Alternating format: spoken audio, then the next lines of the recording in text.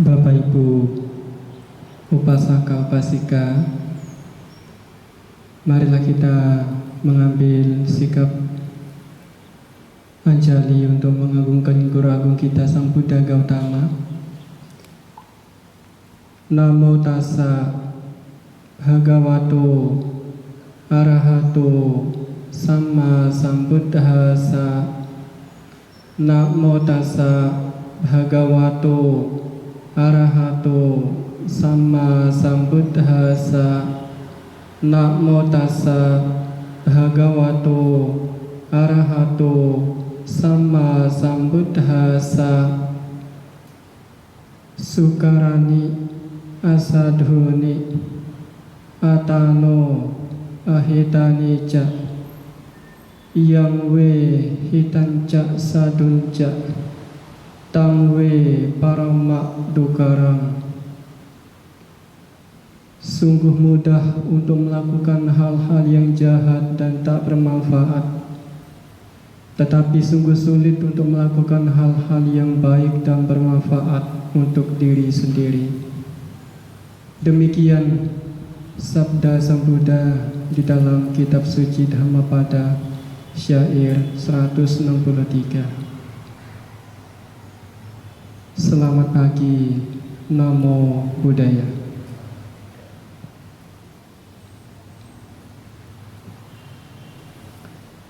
Ibu bapak upasaka upasika yang saya hormati,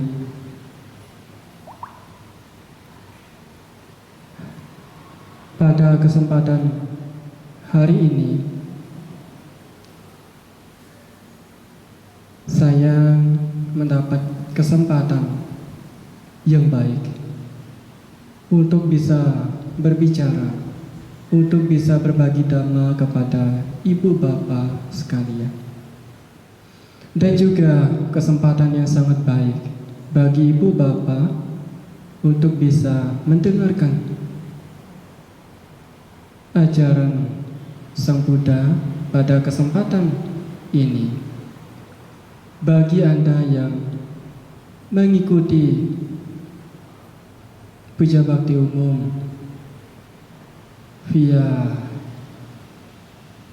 rekaman ini, oleh karena itu berbahagialah bagi Bapak Ibu yang bisa mengikuti, karena tidak setiap orang, tidak setiap umat Buddha punya kesempatan. Oleh karena itu, syukurilah kesempatan ini dengan cara bagaimana? Mengikuti dengan cara yang baik, mengikuti dengan penuh hormat, walaupun Bapak Ibu berada di tempat masing-masing. Pada hari ini saya akan berbicara mengenai tentang sahabat masa depan. Sahabat masa depan. Ibu bapak,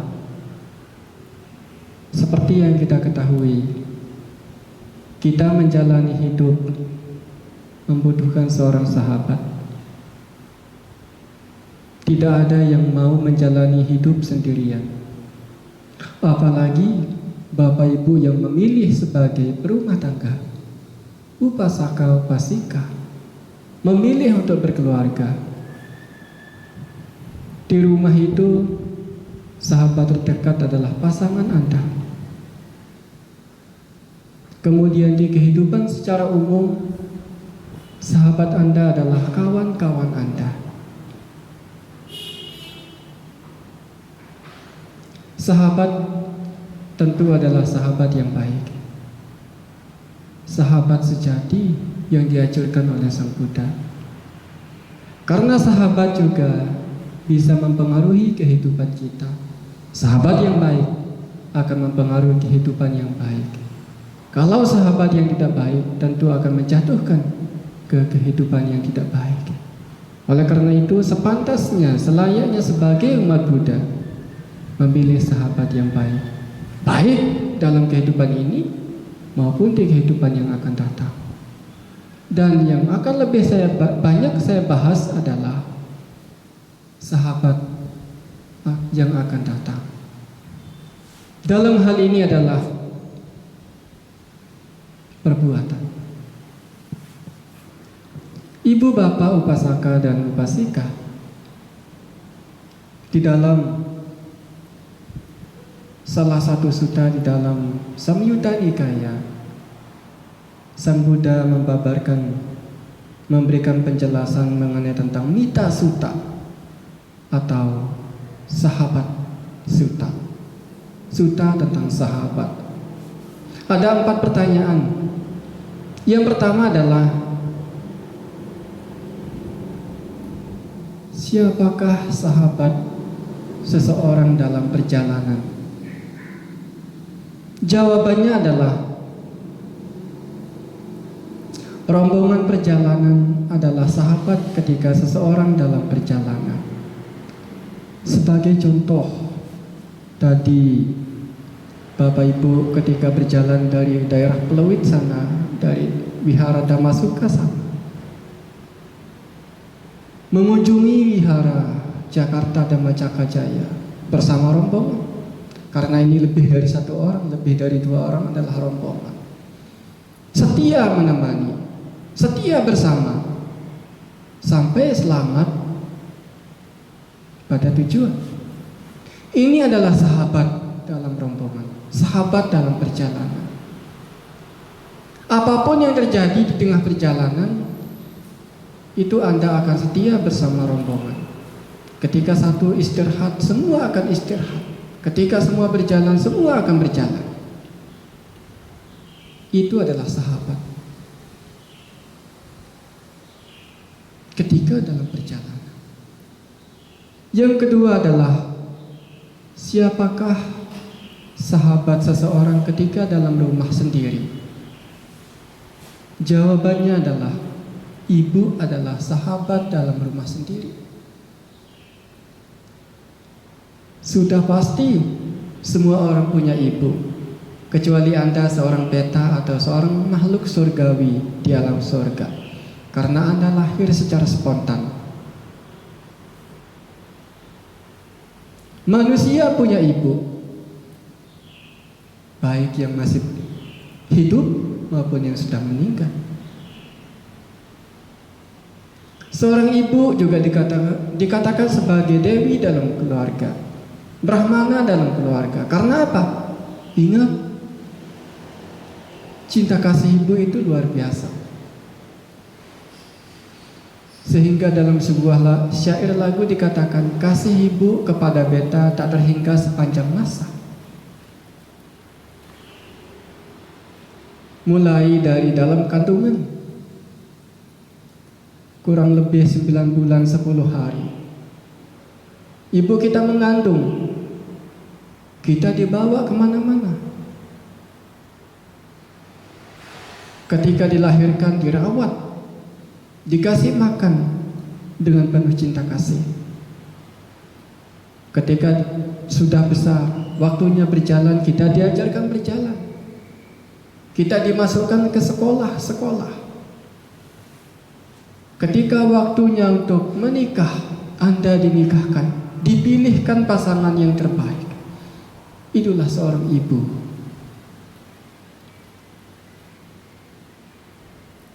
Ada juga perumpamaan bahwa surga itu ada di telapak kaki ibu. Karena apa? Ibu adalah orang yang terdekat.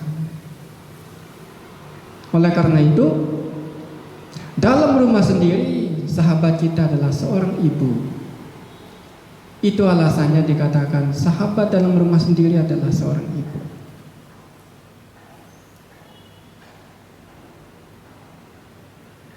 Ketika di dunia binatang juga, kita bisa melihat cinta kasih dari seorang ibu.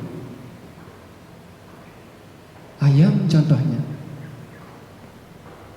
Ketika ayam jantan hanya sebagai pengondisi, ketika sudah waktunya bertelur, ayam betina menelurkan telurnya. Kemudian yang bertugas untuk mengarami telur itu adalah seorang ibu. Ketika sudah menetas, sudah menjadi anak ayam, juga yang pelihara adalah seorang ibu. Kemudian kita bisa melihat manusia. Seorang ibu itu mampu menghidupi anak-anaknya tanpa seorang ayah.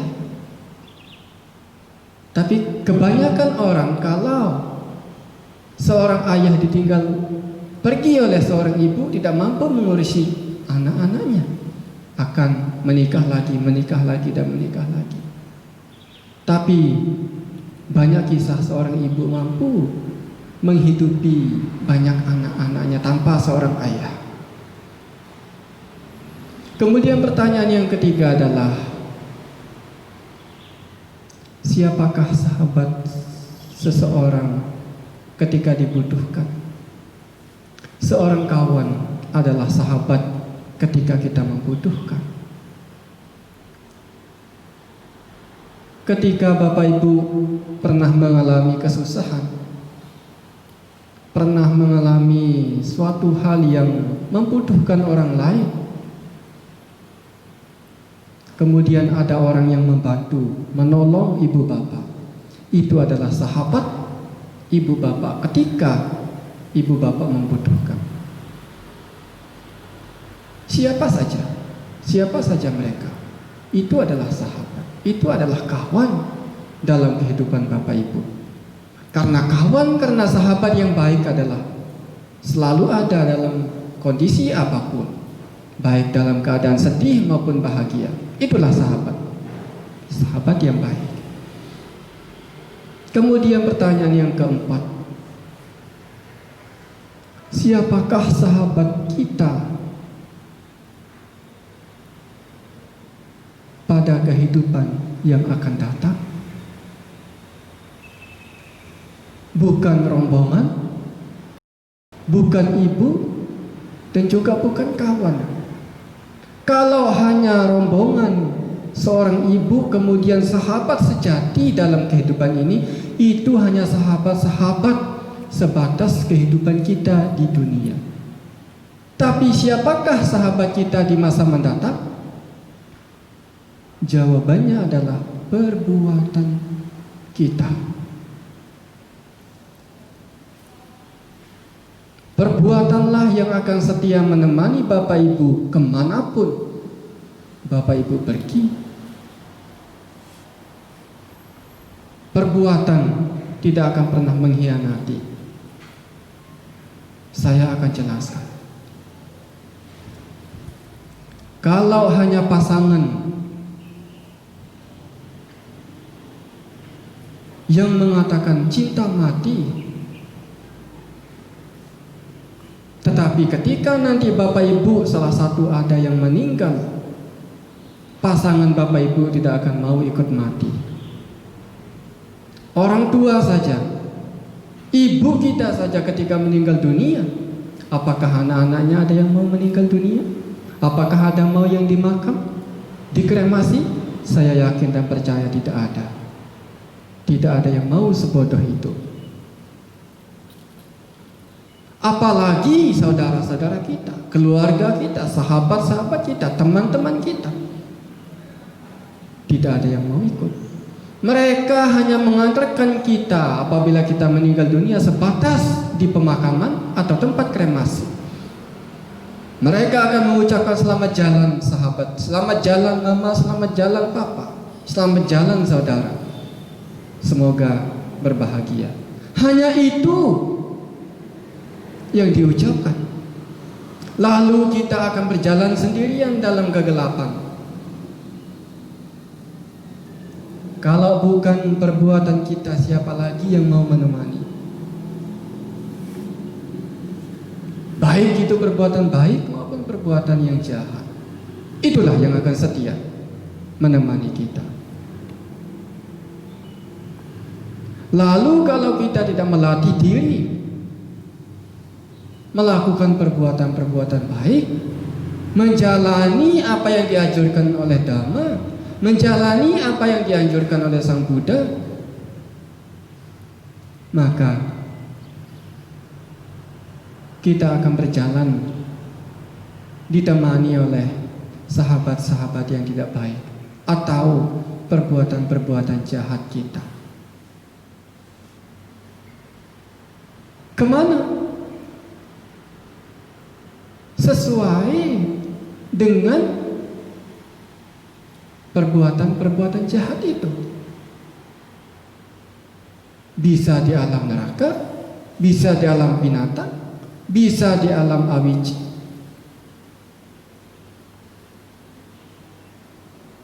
Karena apa? Sahabat kita yang menemani itu kurang baik atau perbuatan kita. Tetapi kalau semasa hidup kita saat ini, di samping kita melakukan kewajiban yaitu mencari harta duniawi, di samping itu kita menyempatkan waktu untuk mengumpulkan sahabat-sahabat yang baik atau perbuatan-perbuatan yang baik, maka ketika di masa mendatang kita akan berbahagia dengan sahabat-sahabat kita. Artinya apa? Kita akan terlahir di alam-alam sesuai dengan kebajikan kita. Walaupun berbuat baik itu susah, berbuat baik itu sulit. Karena sulit, kita harus latihan, kita harus berusaha. Ada yang tidak sulit, yaitu melakukan kejahatan. Kenapa tidak sulit? Karena itu sudah menjadi budaya, tradisi yang sudah mengakar, yang sudah membumi dari sejak jutaan kelahiran, ribuan kelahiran, miliaran kelahiran yang lalu. Sehingga dalam kehidupan ini berbuat jahat tidak membutuhkan latihan untuk bisa dilakukan, tidak membutuhkan sekolah, tidak membutuhkan kursus-kursus, tidak membutuhkan bimbingan-bimbingan untuk melakukan kejahatan. Kita sudah bisa melakukan. Membunuh, mencuri, berzina, itu tidak membutuhkan latihan. Tidak ada sekolah tinggi tentang pembunuhan, tidak ada. Tidak ada tentang universitas yang mengajarkan untuk berzina, tidak ada. Karena apa? Itu sudah biasa dilakukan, itu sudah mahir dilakukan sejak kelahiran yang tidak terhitung. Sehingga dalam kehidupan ini Bapak Ibu, orang banyak sudah ahli melakukan itu. Tapi kalau melakukan kebajikan, panati patah werang manisi keha padang sama diamin, saya bertekad untuk tidak melakukan kejahatan, untuk tidak melakukan pembunuhan. Sulitnya minta ampun.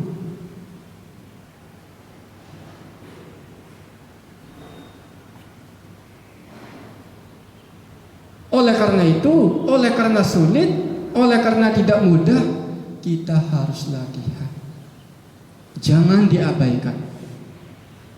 Sesibuk-sibuk apapun Bapak Ibu, harus meluangkan waktu untuk melatih batin menjadi baik. Karena nanti setelah kita meninggal dunia, tidak ada kata sibuk, tidak ada kata tawaran bagi perbuatan jahat kita untuk sebagai sebab kita terlahir di alam-alam menderita.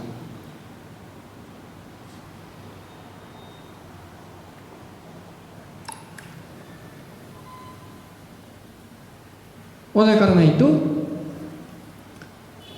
dalam hidup kita juga semuanya membutuhkan latihan. Ketika Bapak Ibu baru pertama lahir, Bapak Ibu dilatih makan, dilatih berbicara, dilatih untuk berjalan, dilatih untuk membaca, menghitung, menulis, sehingga Bapak Ibu menjadi mahir, sehingga Bapak Ibu bisa seperti saat ini. Kalau tidak dilatih, saya yakin dan percaya Bapak Ibu akan menjadi orang yang bodoh, tak ubahnya seperti binatang. Binatang saja kalau dilatih, bisa menjadi pandai, bisa menghasilkan uang, bisa menghasilkan kekayaan, bisa menjadi jinak. Tapi kalau tidak dilatih, tidak akan bisa menjadi jinak. Kita juga demikian.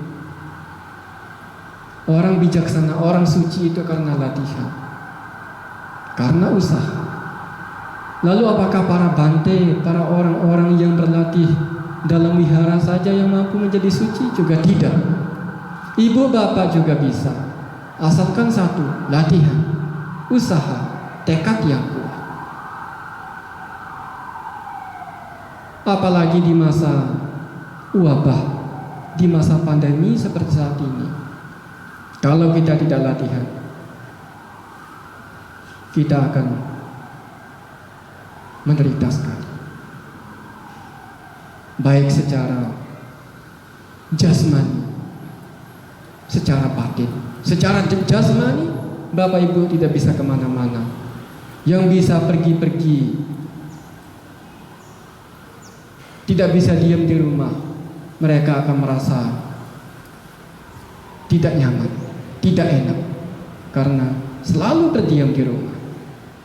Tetapi kalau orang yang sudah biasa berdiam diri, melatih diri dalam kesunyian, dalam kesepian, mereka akan bersyukur karena wabah ini, karena akan lebih banyak waktu untuk melihat ke dalam secara batin, memperbanyak spiritual, bermeditasi, melihat kekurangan-kekurangan yang ada dalam batin kita masing-masing.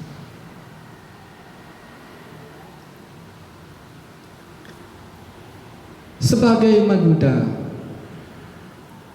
kita mengenal perbuatan baik dan perbuatan yang tidak baik. Perbuatan baik dalam bahasa Pali yaitu kusala, dan perbuatan yang tidak baik adalah akusala. Nah, perbuatan baik maupun perbuatan buruk ini yang akan menjadi sahabat, yang saya katakan sebagai sahabat di masa mendatang. Di masa mendatang ini artinya ketika kita meninggal dunia, tidak hanya pada masa kehidupan saat ini kita membutuhkan sahabat, tetapi juga sahabat di masa mendatang sangat-sangat kita butuhkan. Karena kalau Bapak Ibu bertanya, siapa yang mau terlahir di alam neraka?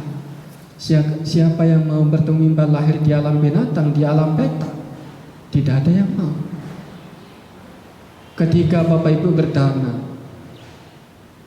cita-citanya, harapannya adalah semoga saya panjang umur, panjang usia, menjadi orang kaya. Ketika nanti saya meninggal dunia, saya terlahir di alam-alam surga. Kebanyakan orang bercita-cita demikian. Tapi apakah aplikasi nyata dalam kehidupan sehari-hari? Bapak Ibu sudah membuat sebab-sebab untuk terlahir di alam bahagia? Dalam Dhamma tidak hanya membutuhkan kata-kata, tidak hanya membutuhkan teori semata, tetapi juga membutuhkan praktek nyata dalam kehidupan kita sehari-hari. Dalam Dhamma ada hubungan yang tidak bisa dipisahkan antara dana, sila, dan bawana atau samadhi. Berdana tidak cukup. Kita harus melatih moralitas.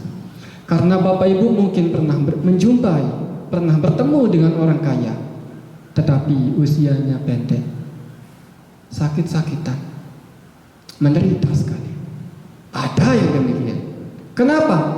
Karena dulunya mereka itu adalah orang-orang yang dermawan, orang-orang yang suka berbagi, suka menolong, suka memberikan, suka berdana, tetapi sayang tidak menjaga moralitas, suka membunuh, suka menyakiti. Sehingga ketika terlahir lagi menjadi manusia, dia menjadi kaya, tetapi usianya pendek, kemudian sakit-sakit. Ada yang demikian. Kalau mau menjadi orang kaya, harus menjaga sila yang pertama. Kalau mau menjadi panjang usianya, tidak sakit-sakitan. Sudah kaya, tidak sakit-sakitan, usianya panjang. Luar biasa. Oleh karena itu, dana dijalankan, moralitas juga dijaga. Tidak cukup dengan menjalankan moralitas, kita juga harus menjaga batin. Dengan cara bagaimana? Samadhi. Agar apa? Kita menjadi orang-orang yang bijaksana. Orang baik banyak, tapi baik dibarengi dengan bijaksana itu jarang. Sebagai contoh, kita harus berdana. Karena dana itu harus diserahkan sendiri oleh tangan sendiri kepada orang secara langsung, kepada bikunya secara langsung. Tetapi kita harus bijak saat ini, karena ada wabah. Tidak boleh kontak langsung, tidak boleh berdekat-dekatan. Pemerintah sudah memberikan anjuran untuk menjaga jarak. Sebagai umat Buddha yang bijak, kita harus berdana dengan cara apa? Online. Bisa ditransfer, bisa dititipkan Gojek. Kalau kita bijak. Kalau tidak bijak karena fanatik sekali, oh ini dana saya, oh ini milik saya harus menyerahkan langsung. Saya ini sehat, iya sehat, tapi kita tidak tahu. Bapak ibu sehat, siapa tahu nanti bantainya yang kena.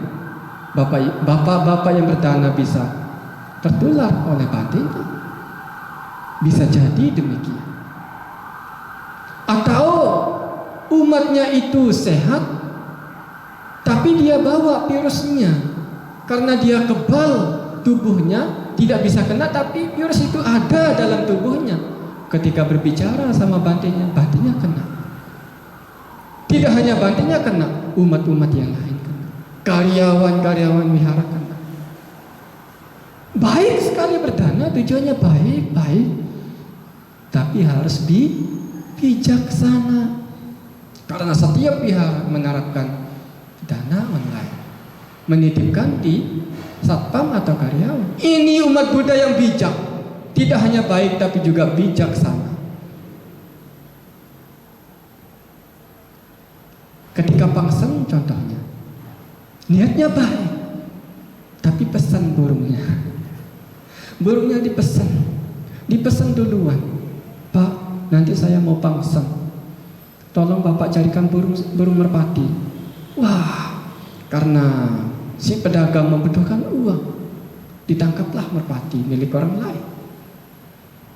Atau burung pipit yang sedang bersukaria menikmati alam bebas, burung pipit itu ditangkap, sehingga burung pipit itu merasa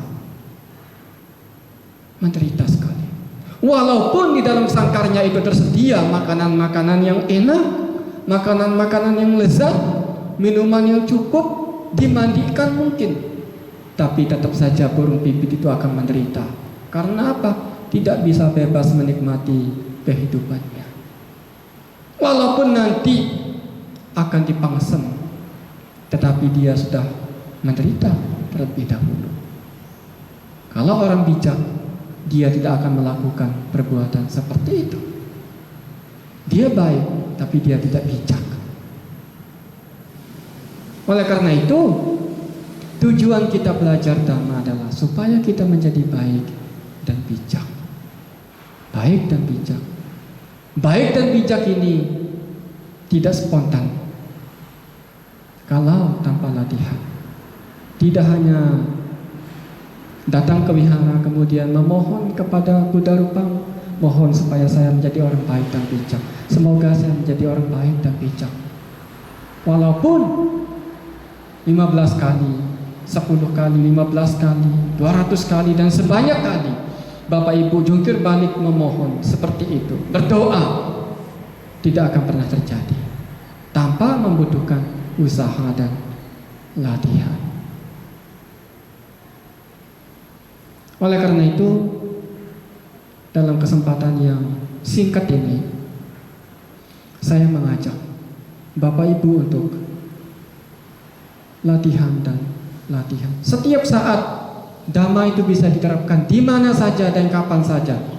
Di dunia kerja, di kantor, di toko, di pasar, di jalan, di kendaraan. Ketika Bapak Ibu makan,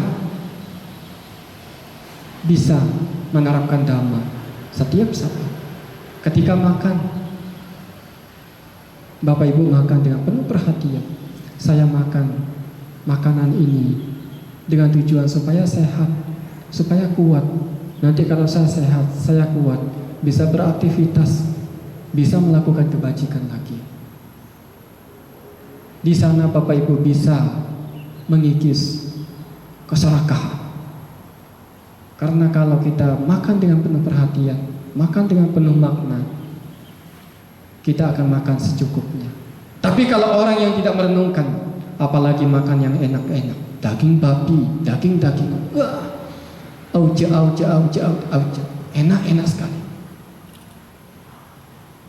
Ketika di jalan macet, nikmati dengan cara bagaimana? Melatih perhatian, bersabar.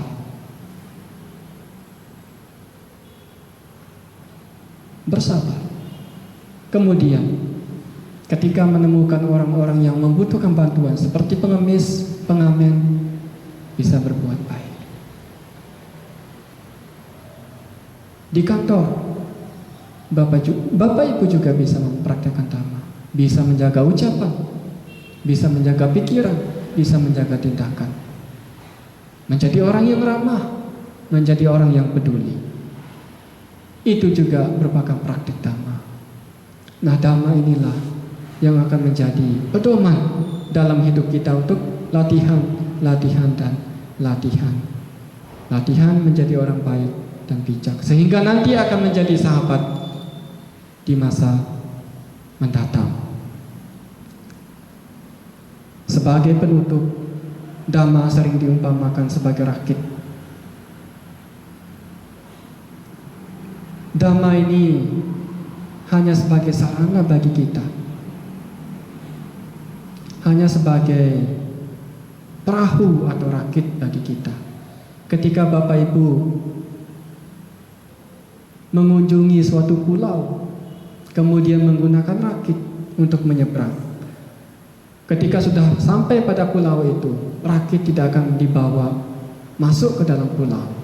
Tentu rakit akan ditinggalkan di tepi pantai. Karena kalau dibawa, rakit itu akan menjadi beban bagi kita. Begitu juga dengan dhamma. Dhamma hanya sebagai sarana, hanya sebagai rakit. Nanti kalau kita sudah sampai kepada tujuan sebagai umat Buddha, yaitu kebebasan, dhamma ini akan kita tinggalkan. Kebaikan dan keburukan itu akan kita tinggalkan. Karena kalau kita sudah mencapai kebebasan, kebaikan dan keburukan serta dhamma itu kita tidak membutuhkan lagi. Karena kita sudah mencapai kebebasan, kita sudah mencapai tujuan. Nah, oleh karena itu, walaupun berbuat baik itu tidak mudah, seperti yang dikatakan oleh Sang Buddha, sungguh mudah untuk melakukan kejahatan dan hal-hal yang tak bermanfaat, tetapi sungguh sulit untuk melakukan hal-hal yang baik dan bermanfaat untuk diri sendiri. Cara yang paling mudah, paling simpel sebagai umat Buddha untuk melakukan perbuatan berjasa, untuk melakukan perbuatan baik, untuk melatih diri kita menjadi baik adalah menjaga 3 saja. Yang pertama adalah menjaga pikiran kita, menjaga ucapan kita, dan menjaga tindakan kita untuk selalu baik setiap saat. Karena waktunya sudah habis. Semogalah suara saya bisa jelas, karena maklum suara saya kurang jelas. Tetapi semogalah dapat didengar, dapat dipahami, dapat dimengerti oleh Bapak Ibu upasaka upasika, sehingga apa yang saya sampaikan sedikit ini, singkat ini, dapat dijadikan pedoman untuk menjadi orang-orang yang baik dan bijak, sehingga nanti Bapak Ibu tidak menyesal ketika sudah tidak lagi menjalani hidup dalam kehidupan ini. Saya hanya bisa berbagi kebaikan, berbagi dhamma, berbagi pedoman, karena saya tidak punya apa-apa, karena saya tidak punya uang untuk saya bagikan kepada Bapak Ibu untuk membeli apa yang Bapak Ibu inginkan. Tetapi saya punya dhamma, saya punya pengertian kebaikan. Inilah yang mampu saya berikan kepada Bapak Ibu. Semogalah apa yang saya bagikan ini bermakna demi kehidupan yang baik dan bijak. Terima kasih. Semoga Bapak Ibu semuanya sehat dimanapun Anda berada. Semoga semuanya tetap semangat melakukan kebaikan. Sabe sata bahwantu sukitata. Semoga semua makhluk hidup berbahagia.